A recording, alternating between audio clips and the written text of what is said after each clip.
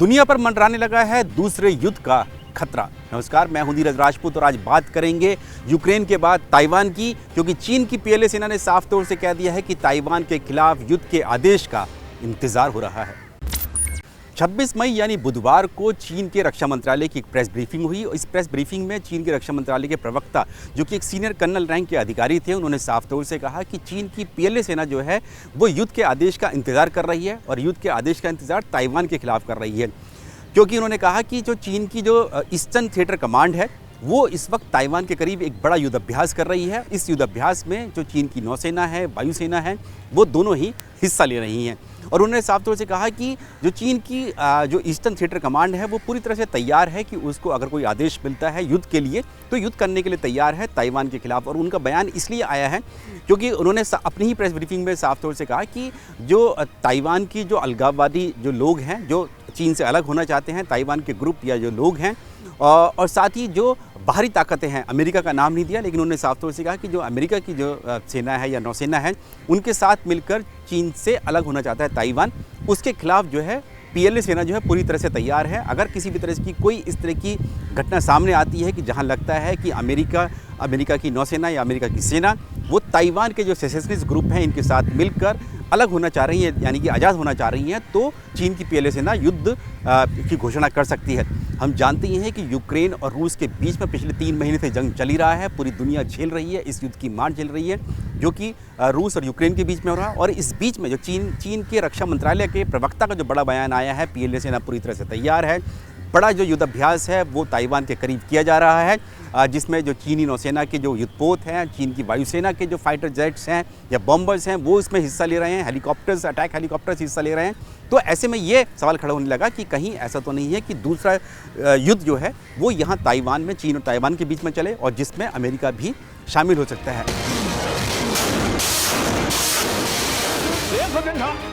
चीन और ताइवान की जो जंग है या टकराव है उसके बीच में अमेरिका क्यों आ जाता है, तो इसका भी हम बता देते हैं।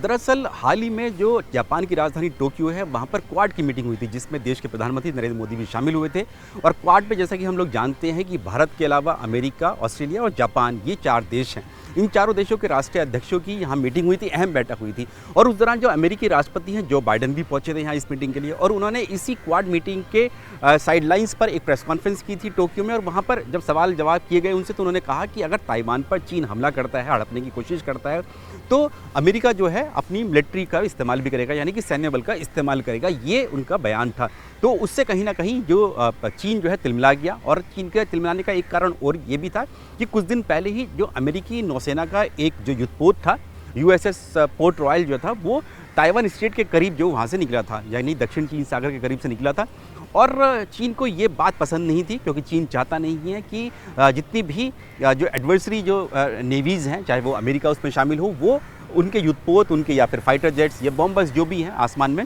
वो इस एरिया में आए, ताइवान के करीब आए, साउथ चाइना सी में आए। लेकिन अमेरिका की कोशिश रहती है और दूसरे देशों की नौसेनाओं की कि वो इस फ्रीडम ऑफ नेविगेशन को क्योंकि सपोर्ट करते हैं, जैसे कि क्वाड में कहा गया था, तो उनके युद्धपोत वहाँ से निकलते हैं। तो एक सपोर्ट भी हो सकता है अमेरिकी नौसेना का, अमेरिकी नौसेना के युद्धपोत का ताइवान के लिए, जब यहाँ से वो गुजरा ताइवान के करीब से। तो उसको लेकर जो है चीन जो है बेहद गुस्सा गया और चीन ने एक बड़ी एक्सरसाइज जो थी वो ताइवान के करीब की। और इस एक्सरसाइज के साथ साथ उसने संदेश भी दे दिया कि वो चीन की जो पीएलए सेना है वो युद्ध का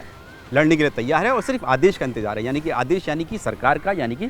चाइनीज़ कम्युनिस्ट पार्टी का सीसीपी जिसको कहा जाता है, उसका इंतजार किया जा रहा है। तो ताइवान के खिलाफ लड़ाई भी हो सकती है और उसमें अगर अमेरिका भी आएगा तो उसके खिलाफ भी युद्ध किया जा सकता है। ये चेतावनी जो थी, बड़ी चेतावनी जो थी, चीन के रक्षा मंत्रालय की तरफ से की गई थी। और इसीलिए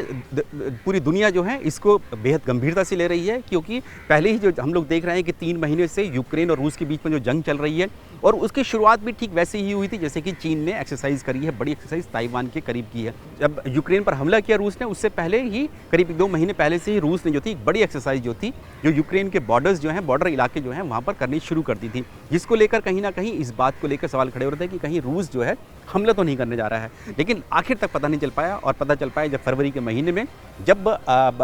रूस ने यूक्रेन पर आक्रमण कर दिया। तो 3 महीने इस युद्ध को हो चुके हैं। और अब जब चीन के रक्षा मंत्रालय के प्रवक्ता जो कि एक सीनियर कर्नल रैंक के अधिकारी हैं, यानी कि भारत के ब्रिगेडियर रैंक के अधिकारी हैं, जो प्रवक्ता हैं, उन्होंने कह दिया कि पीएलए सेना तैयार है किसी भी युद्ध के लिए और आदेश का इंतजार कर रही है। तो इसीलिए ये माना जा सकता है कि अगर ये युद्ध हुआ, चीन का अगर ताइवान के साथ हुआ, तो अमेरिका का आना उसमें लाजमी, क्योंकि अमेरिका के राष्ट्रपति जो बाइडेन पहले ही कह चुके हैं कि अगर कोई ऐसा टकराव यहाँ पर सैन्य टकराव होता है तो अमेरिका की मिलिट्री भी यहाँ पर आ सकती है। तो अब इसका किस तरह से इसको बचाव किया जा सकता है, इस पर निगाहें जो है पूरी दुनिया की लगी हुई हैं कि क्या वाकई में जो चीन है वो यूक्रेन की तरह ही ताइवान पर हमला तो नहीं करेगा, और अगर हमला करता है, क्योंकि हमने देखा कि यूक्रेन में जो यूक्रेन की सेना जो है वो रूस से तो लड़ी रही थी, हालांकि कोई दूसरा देश मदद करने के लिए नहीं आया, लेकिन जो अमेरिका है या दूसरे यूरोपीय देश हैं उन्होंने वेपन्स जरूर दिए यूक्रेन को, और जिससे कि 3 महीने लंबा युद्ध चली रहा है, पूरी दुनिया मार झेल रही है उस युद्ध की। और अब जब अगर ये युद्ध शुरू हो जाएगा ताइवान के साथ, जिसमें अमेरिका का आना लाजमी है, तो हो सकता है कि ये एक बड़ा जो है युद्ध का स्वरूप ले सकता है, जो कि पूरी दुनिया के लिए कहीं से भी किसी भी तरह से कोई ठीक नहीं होगा, क्योंकि पहले से ही दुनिया में हम लोग देख रहे हैं, चाहे वो इकोनॉमी हो या फिर और भी जो इश्यूज़ हैं वो इस रूस यूक्रेन जंग से पैदा हो रहे हैं पूरी दुनिया के लिए, भारत के लिए भी हो रहे हैं। तो अगर ये कहीं ऐसा ना हो कि ये जंग फिर से शुरू हो जाए ताइवान और चीन के बीच में।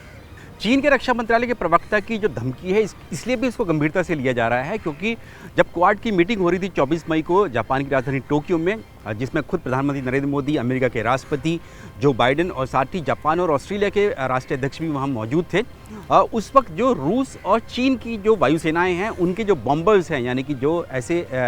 विमान जो कि बम गिराने में सक्षम होते हैं, वो जापान के सागर में, यानी कि सी ऑफ जापान, यानी कि जापान सागर के आसमान में एक्सरसाइज कर रहे थे। वहाँ पर उनके बॉम्बर्स उड़ रहे थे, जिसको लेकर जो जापान ने कड़ी चेतावनी भी दी और अपने फाइटर जेट्स भी स्क्रैम्बल किए और कहा कि इस तरह की उकसावे वाली कार्रवाई ना करें। हालांकि बाद में चीन की तरफ से सफाई आई कि ये जो एक्सरसाइज थी, ये उनकी जो सालाना एक्सरसाइज होती है रूस और चीन के बीच में जापान के सागर के ऊपर, यानी कि जापान सागर के ऊपर आसमान में होती है, वो सालाना जो थी वो उसका हिस्सा था, उसके मिलिट्री डील का हिस्सा था, वो किसी के खिलाफ नहीं थी। लेकिन हमने देखा है कि किस तरह से जब रूस ने यूक्रेन पर हमला किया तो चीन ने उसका विरोध नहीं किया, बल्कि रूस के साथ खड़ा हुआ दिखाई दिया, यानी कि उसको सपोर्ट किया। तो ऐसे में ये संभावना भी जताई जा रही है कि अगर चीन ताइवान पर हमला करता है तो कहीं रूस उसके साथ खड़ा हुआ दिखाई तो नहीं देगा।